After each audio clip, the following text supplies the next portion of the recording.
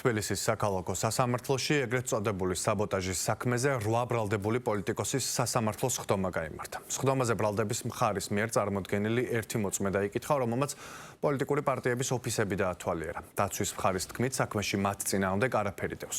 ხდომაზე განისაზღვრა გასამართი პროცესების თარიღები. საბოტაჟის საქმეზე სასამართლო პროცესები კვირაში 2 ჯერ შედგება. გენერალურმა პროკურატურამ მიხეილ სააკაშვილის, გიორგი ვაშაძის, ნიკა გვარამიას, ნიკა მელიას, ზურა გირჩი ჯაფარიძის, ელენე ხოშტარიას, მამუკა ხაზარაძის და ბადრი ჯაფარიძის წინააღმდეგ სისხლის სამართლებრივი დევნა დაიწყო.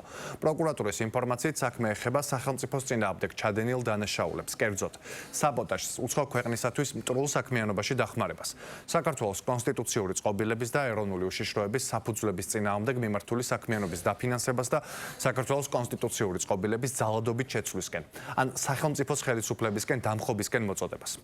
აღნიშნულ საქმეში გიორგი ვაშაძეს და ზურაბ გირჩი ჯაფარიძეს აღკვეთის ღონისძიების სახით 30,000 ლარიანი, მამუკა ხაზარაძეს და ბადრი ჯაფარიძეს კი 1 მილიონი ლარი გირაო აქვთ შეფარდებული.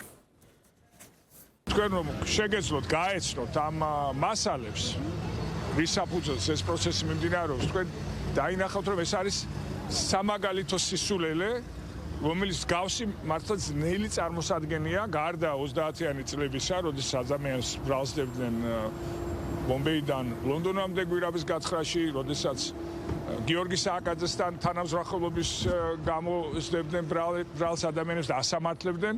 თავისი აბსურდით ეს საქმე უტოლდება 30-იანი წლების პერიოდში წარმოებულ აბსურდულ საქმეებს. მე არ ვიცი რა დაიწვა და სად დაიწვა, მაგრამ ეგრეც რომ მომხდარიყო, რა კავშირში ვართ იქ მყოფი ადამიანები იმასთან თუ რა მოხდა სადღაც დაზიანებების კუთხით. არანაირ კავშირში არა ვარ და მაგალითად გითხრათ არც არავინ გვადანაშაულებს, ამ ფაქტებს არავინ არ გვაძლევს ამ კავშირის შესახებ, რომ თავი მაინც დავიცვათ და ვიცოდეთ რაში მონაწილეობთ. სასამართლომ მიიღო გადაწყვეტილება ჩაინიშნა ყოველ კვირაში 2 სასამართლოს ხდომის თარიღი, მათ შორის გადმოწია სასამართლოს ხდომის უკვე ჩანიშნული თარიღები.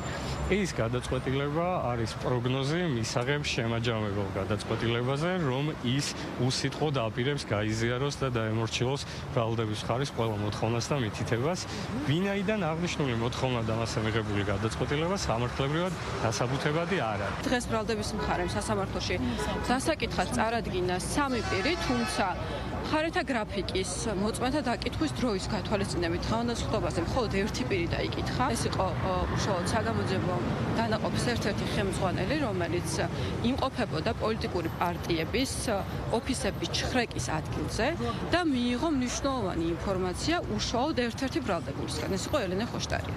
მოგეხსენებათ, რომ აღნიშნული საგამოძიებო მოქმედების მიმდინარეობის დროს აღმოჩენილი იყო ისეთი ნივთები და ნივთიერებები, მათ შორის ბენზინი, პიროტექნიკა და სხვა, რომელიც აქციის მსვლელობის დროს იყო გამოყენებული.